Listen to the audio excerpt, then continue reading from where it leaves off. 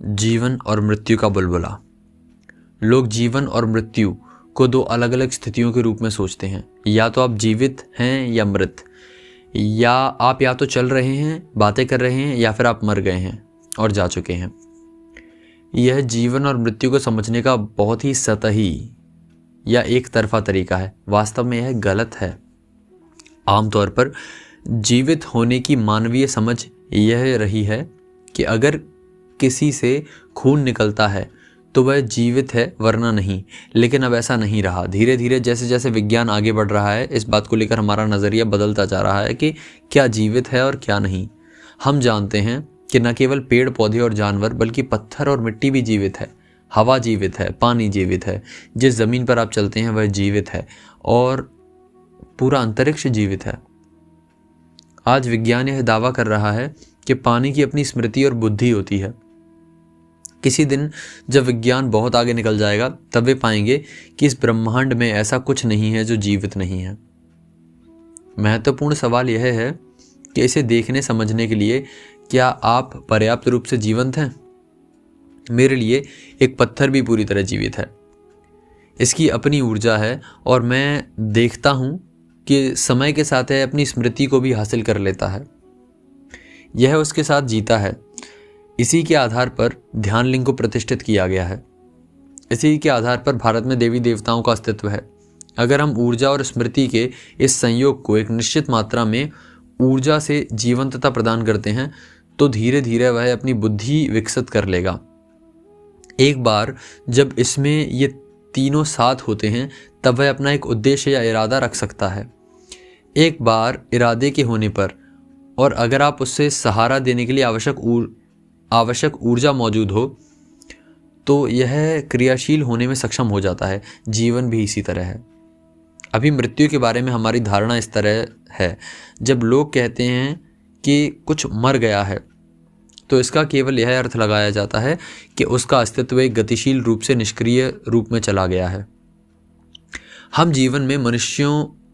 जीवन को मनुष्यों में गतिशीलता, इरादे और कार्यक्षमता के एक निश्चित स्तर के रूप में पहचानते हैं।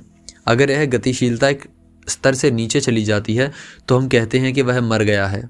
क्योंकि जहाँ तक हमारी समझ है और हमारे काम करने की बात आती है, हम एक मनुष्य से जिन चीज़ों की उम्मीद करते हैं वे अब उसके लिए संभव नहीं है। वह मरा हुआ व्यक्ति सड़ सकता है, कीड़ों का आहार बन सकता है, खाद बन सकता है, और उससे एक आम या एक नारियल का पेड़ भी उग सकता है। ये सभी जीवन ही हैं, लेकिन हम उन्हें अब भी जीवित नहीं मानते, क्योंकि वे मनुष्यों की तरह स्वयं को अभिव्यक्त नहीं कर पाते। वास्तव में शून्य से अनंत तक गतिशीलता का एक मापदंड है। दरअसल कुछ भी शून्य नहीं है। यही तो सारी समस्या है। मान लीजिए शिव, वह जो नहीं है, शून्य है, और जिसे हम दिव्य या ईश्वरीय कहते हैं, वह गतिशीलता का सबसे ऊंचा स्तर है। मनुष्य में भी गतिशीलता के बहुत सारे स्तर हैं। मान लीजिए किसी को भूलने की बीमारी यानी अल्जाइमर है। उन्हें कुछ भी याद नहीं रहता, लेकिन इसका मतलब यह नहीं है कि उनमें स्मृति नहीं है। वह वहीं मौजूद है, लेकिन स्मृति की गतिशीलता चली गई है, वह निष्क्रिय हो गई है। लेकिन अगर स्मृति पूरी तरह चली जाए, तो आपका शरीर खड़े खड़े बिखर जाएगा, क्योंकि जिसे आप शरीर कहते हैं वह केवल स्मृति द्वारा ही एक सूत्र में बंधा हुआ है। अगर कोई आदमी आम खाता है, तो वह आदमी बन जाएगा। अगर कोई स्त्री आम खाती है, तो वही आम एक स्त्री बन जाएगा।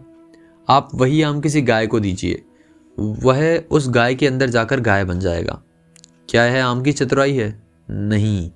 दरअसल आपकी स्मृति संरचना इतनी ताकतवर है कि आप जो भी खाएं, आपकी स्मृति यह पक्का करेगी कि आप वह ही बने, कोई दूसरा व्यक्ति नहीं। इसीलिए अगर आप एक आम खाते हैं, तो उसका एक हिस्सा आपकी त्वचा के रूप में बदल जाता है, और उसका रंग आपकी त्वचा के रंग जैसा हो जाता है। चूँकि आपने जो आम खाया था वह पीले रंग का था, तो त्वचा पीला रंग नहीं लेती। इसके अलावा जैविक रूप से भी सभी अंगों, कोशिकाओं और अणुओं को हमारे जीवित रहने के निश्चय से लेकर हमारे जीवित रहने के निश्चय के साथ बांधकर रखने के लिए स्मृति को एक खास स्तर की गतिशीलता की आवश्यकता है। इस समय आपके शरीर में खरबों कोशिकाएं हैं जो आपकी इच्छा अनुसार काम कर रही हैं, क्योंकि एक प्रबल निश्चय है जो उन्हें एक साथ रखे हुए हैं। लेकिन अगर आप इस इरादे को खो देते हैं, जो दूसरे शब्दों में इन अणुओं और कोशिकाओं से आपके अनुसार काम करवाने की आपकी क्षमता है, तो हम कहेंगे कि आप मर गए। इसके बाद शरीर का क्षय होना शुरू होता है। शरीर एक खास विघटन से गुजरता है, लेकिन यह धरती या ब्रह्मांड के विशाल जीवन का एक हिस्सा बन जाता है। जैसे जैसे शरीर की उम्र बढ़ती है, वह अपना निश्चय खोने लगता है। अगर आप अपना निश्चय खो दें तो धीरे धीरे पहले आपकी क्रियाशीलता जाएगी, फिर सचेतन स्मृति मिटने लगेगी और उसके बाद आपकी ऊर्जाएं समाप्त हो जाएंगी। हवा जीवित है, एक चट्टान जीवित है, एक पेड़ जीवित है, एक जानवर जीवित है, एक पक्षी जीवित है और एक मनुष्य भी जीवित है। फर्क बस इतना है कि इन सबके इरादों का स्तर अलग है, बुद्धिमत्ता का स्तर अलग है और सबसे बढ़कर स्मृति के विभिन्न आयाम हैं। यही पूरी बात है।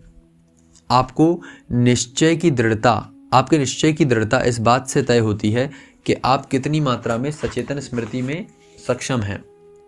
एक अमीबा एक सेल का जो सिंगल सेलुलर होता है से लेकर के एक मनुष्य तक, एक अमीबा से लेकर के एक मनुष्य तक, सवाल केवल जटिलता का है।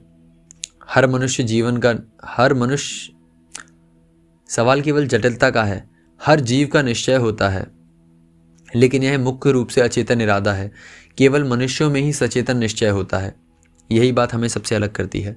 इस समय मेरा अचेतन निश्चय हो सकता है कि मैं भोजन करना चाहता हूं, लेकिन मेरा सचेतन निश्चय इस किताब को लिखने का है। कोई दूसरा जीव इस तरह नहीं सोच सकता। उनके लिए जो भी अचेतन निश्चय है वही मुख्य रूप से उनका निश्चय है। हो सकता है कुत्ते और कुछ जानवर छोटे स्तर पर सचेतन निश्चय रखने में सक्षम हो, लेकिन उसके अलावा सब कुछ अचेतन निश्चय ही है। लेकिन अगर कोई मनुष्य इच्छुक हो तो हम विभिन्न स्तरों पर उपलब्ध स्मृति के भंडारों से लेकर बहुत बड़ा सचेतन निश्चय विकसित कर सकते हैं, क्योंकि इस जीवन का आधार बहुत ही विशाल है। अगर आप कोई उपमा चाहते हैं तो आप इस पर ध्यान दीजिए। जिसे आप अभी जीवन कहते हैं वह एक तरह के साबुन के उड़ते बुलबुलों की तरह है। एक पत्थर, एक पौधा और एक मनुष्य भांति भांति के साबुन के बुलबुले जैसे हैं। साबुन के बुलबुले की बाहरी सतह विभिन्न स्मृतियों का एक जटिल मिश्रण है। अलग अलग तरह की स्मृतियां। इन अर्थों में हिंदू परंपरा में जिन 9 अवतारों की बात की जाती है वे बस विकास मूलक अनुवांशिक कर्म, अचेतन, अवचेतन और सचेतन स्मृतियां हैं। एक मानव बुलबुले और एक पत्थर बुलबुले में बस यही अंतर है कि एक पत्थर का बुलबुला अधिकतर भौतिक होता है, जिसकी बाहरी सतह मोटी है और भीतर कम हवा है, क्योंकि वहाँ सारा कुछ भौतिक पदार्थ ही है। निर्जीव स्मृति के कारण केवल उसकी भौतिक अखंडता ही उसे बांधे रखती है। यह उतना सचेतन जाल नहीं है। आप इसे हथौड़े से तोड़ सकते हैं और यह खत्म हो जाएगा। लेकिन अगर आप एक मानवीय बुलबुले को हथौड़े से तोड़ते हैं तो केवल शरीर ही समाप्त होगा। भीतर स्थित कर्म की स्मृति का जाल ऐसा है कि यह हमेशा दूसरा बुलबुला या भौतिक शरीर बनाने का कोई उपाय ढूंढ लेगा। पूरी योग प्रक्रिया या पूरी आध्यात्मिक प्रक्रिया का सार इस बुलबुले को इतना झीना कर देना है कि जिस दिन यह फूटे तो पीछे का कुछ भी बाकी न रहे। तब यह अस्तित्व के बंधन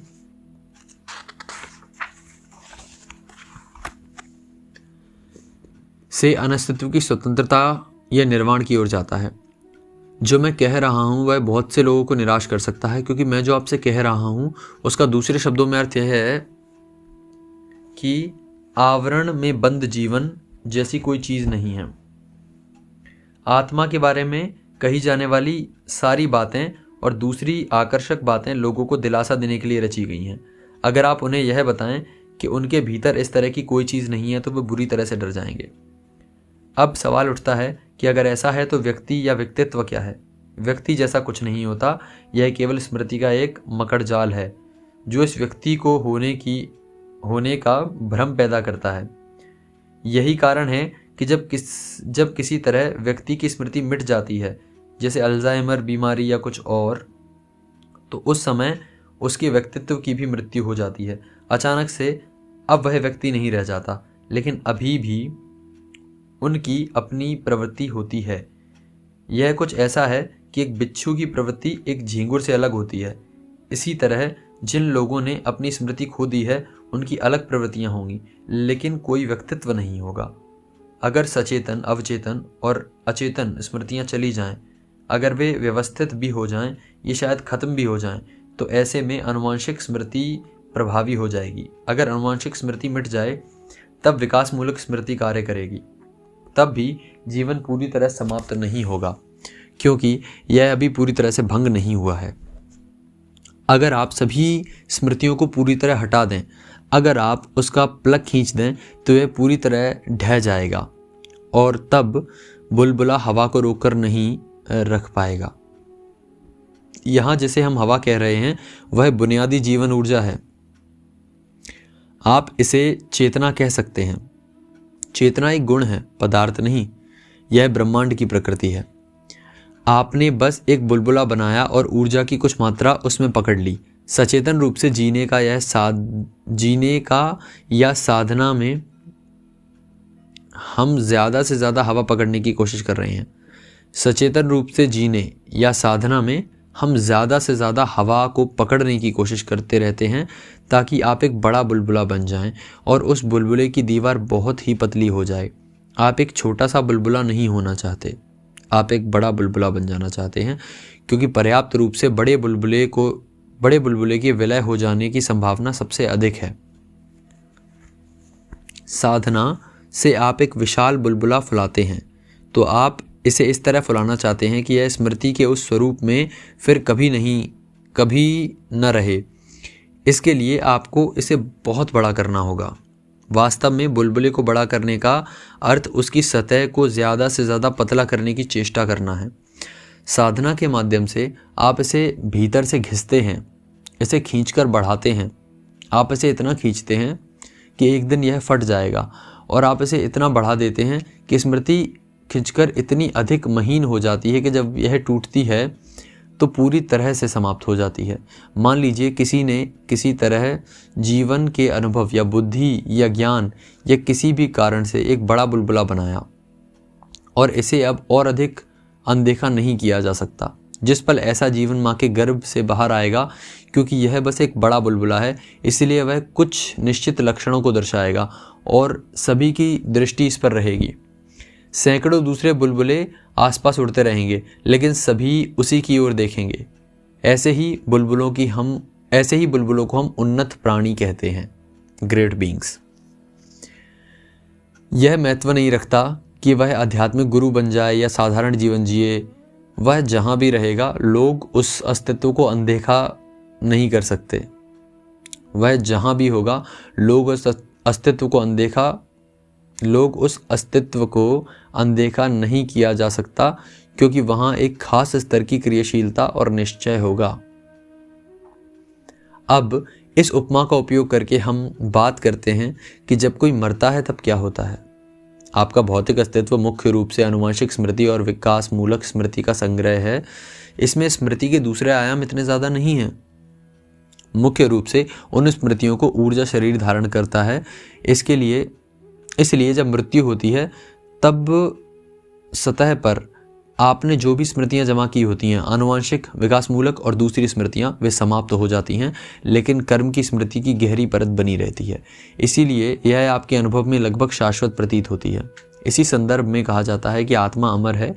यह अमर नहीं है, लेकिन आपके अनुभव में अगर कोई चीज़ आपके शरीर से आगे भी जाती है तो आप उसे अमर कहते हैं। इसीलिए आप में रहने वाली यह दीर्घकालिक स्मृति जो मृत्यु के माध्यम से आगे बढ़ जाएगी, जो आपके आने वाले जीवन और अनुभव की प्रकृति को तय करेगी, वह शाश्वत है। जो 8 प्रकार की स्मृतियाँ आप धारण करते हैं, उनमें से 7 प्रकार की स्मृतियाँ आपकी मृत्यु के साथ चली जाएंगी। विकासमूलक स्मृति जो आपको यह मानवीय आकार देने का जरिया है, चली जाएगी। आनुवंशिक स्मृति जो आपकी त्वचा का रंग, आपकी नाक का आकार, ऐसी चीज़ें निर्धारित करती है, वह भी चली जाएगी। सचेतन, अवचेतन और अचेतन स्मृतियाँ भी चली जाएंगी। शरीर छूट जाने पर यह मुख्य रूप से कर्म स्मृति ही है जो आपके अस्तित्व को थामे रखती है। मृत्यु या देह मुक्त होने की प्रक्रिया में और जीवन की प्रक्रिया के जारी रहने में हमें समझना चाहिए कि केवल एक स्मृति बची रहती है, जिसे हम कर्म स्मृति कहते हैं। इसके भीतर आप कुछ हिस्से को संचित कर्म की श्रेणी में रख सकते हैं और कुछ को प्रारब्ध कर्म की श्रेणी में, लेकिन असल में यह कर्म ही है जो शेष रहते हैं। इस बुलबुले को संभालने का एक तरीका है बहुत अधिक मात्रा में जीवन को स्वयं में समेट लेना। अब अगर आपने अपने कर्म को नष्ट करने के लिए कुछ ज़्यादा नहीं भी किया तो भी कर्म की सतह बहुत महीन इसलिए हो जाएगी क्योंकि जीवन आकार बड़ा हो गया है। दूसरा तरीका है कि कर्म की दीवार को घिसकर कमज़ोर बना दिया जाए।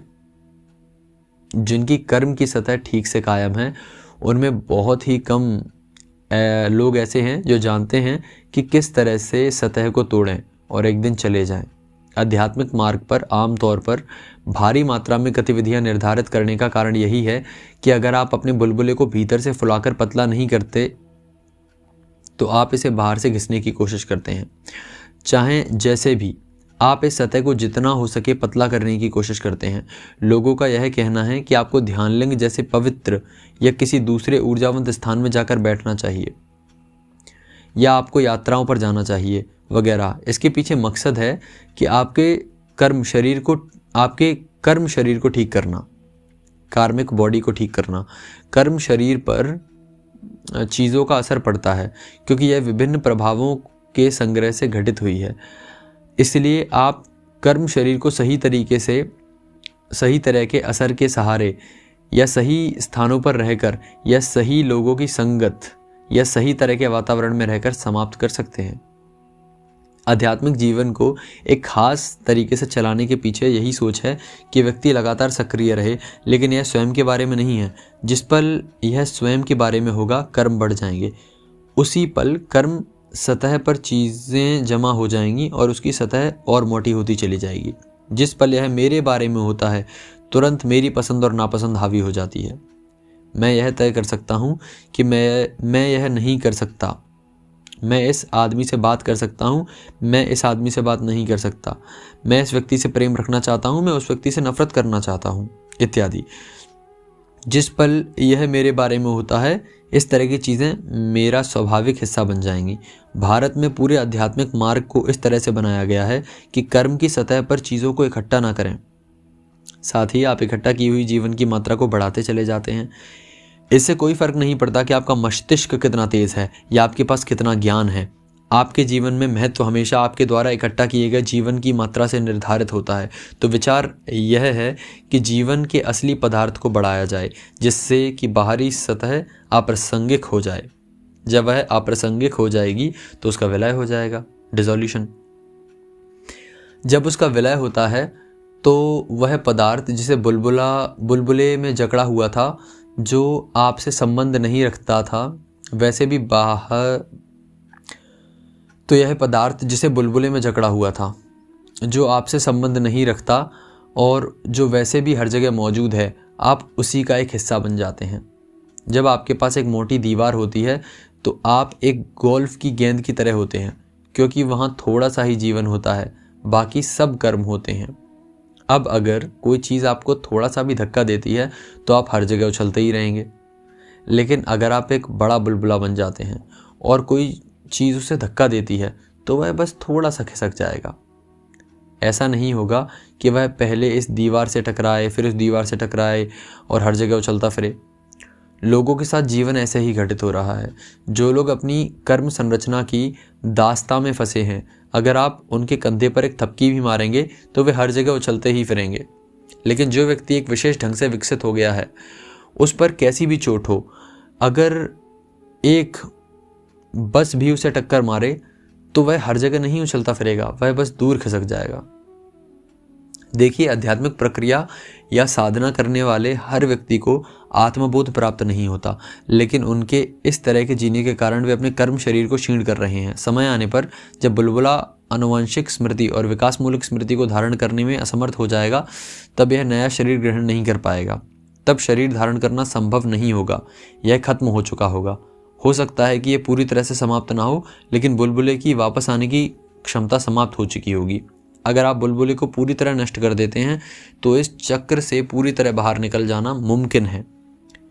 फिर हम उसे मृत्यु नहीं कहेंगे, यह जीवन का चरम अंत है। ऐसा करने के लिए अगर यह एक बड़ा बुलबुला है तो आप इसे छू दीजिए और यह पूरी तरह समाप्त हो जाएगा।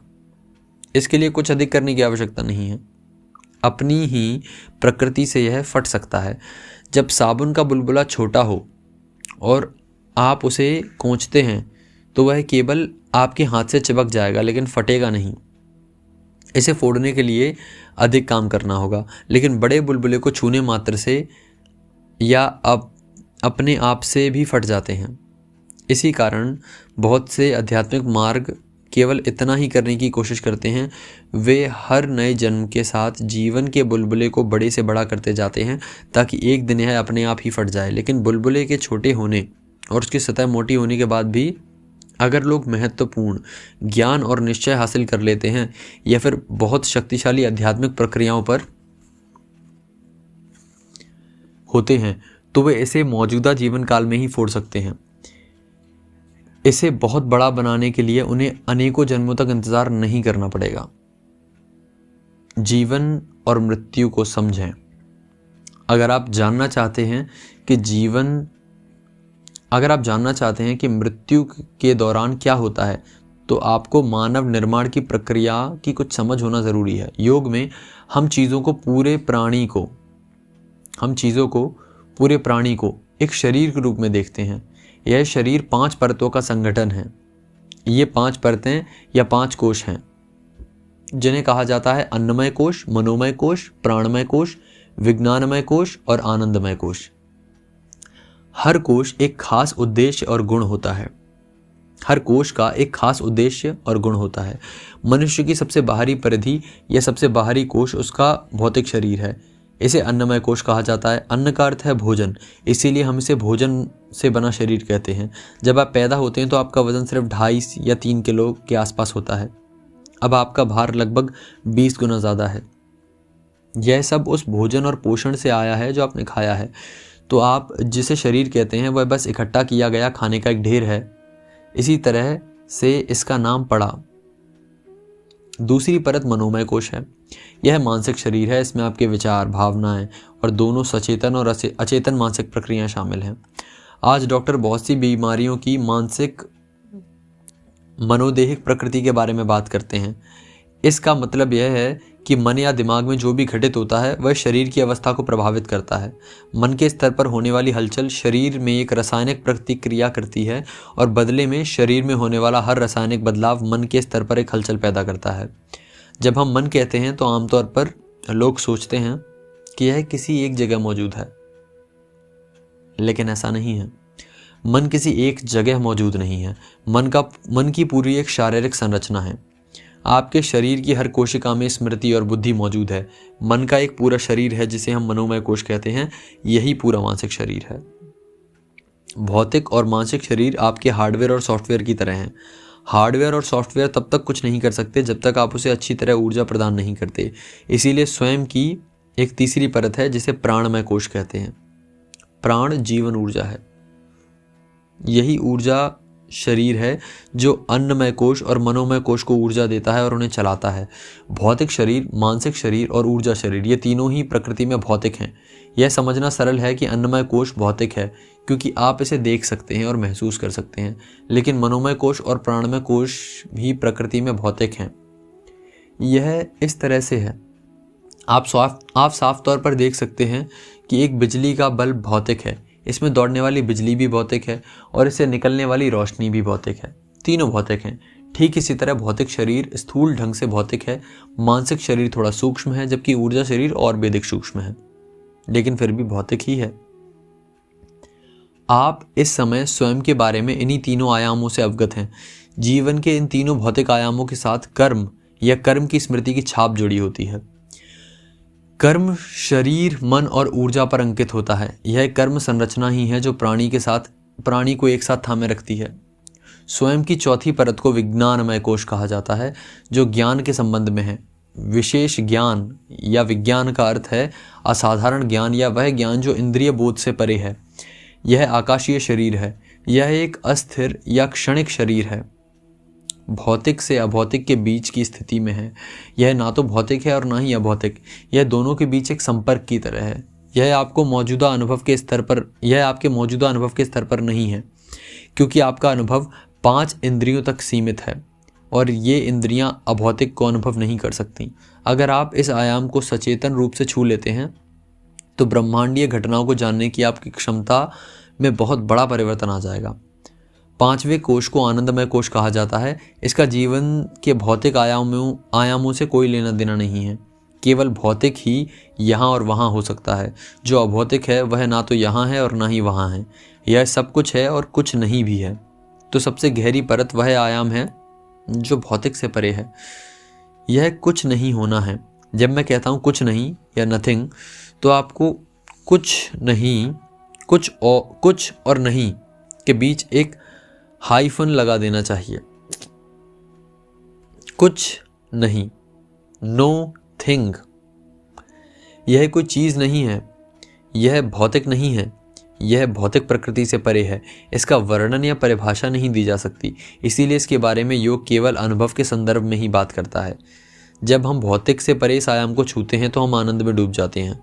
इसीलिए आनंदमय कोश को आनंद शरीर कहा गया है। इसका मतलब यह नहीं है कि आनंद का एक बुलबुला आपकी भौतिक संरचना के भीतर मौजूद है। ऐसी कोई चीज़ नहीं है। केवल इतना है कि जब आप इस अवर्णनीय आयाम को छू लेते हैं तो यह आनंद का एक ज़बरदस्त अनुभव पैदा करता है। इसका अपना कोई आकार या रूप नहीं है। जब किसी की मृत्यु होती है तो केवल उसके सबसे बाहरी कोश, अन्नमय कोश और मनोमय कोश का सचेतन हिस्सा ही समाप्त होता है। व्यक्ति पूरी तरह से नहीं मरता, बाकी की संरचना वैसी ही रहती है। यह फिर एक दूसरे गर्भ की तलाश करेगी और भौतिक दुनिया में खुद को दोबारा व्यक्त करेगी। इसीलिए मृत्यु प्राणी का विलय हो जाना नहीं है। आप कुछ ही समय में दोबारा प्रकट हो जाएंगे। लेकिन अगर ऊर्जा शरीर, मानसिक शरीर और भौतिक शरीर को हटा दिया जाए तो आनंद शरीर ब्रह्मांड का एक हिस्सा बन जाएगा। अगर ऊर्जा शरीर, मानसिक शरीर और भौतिक शरीर अपने स्थान पर हैं, सिर्फ तभी वे आनंद शरीर को अपने स्थान पर थाम सकते हैं। जब वे नहीं रहते तो आनंद शरीर भी नहीं रहता। अब वे पूरी तरह से नहीं हैं। यह जीवन और मृत्यु और विलय की पूरी कहानी है।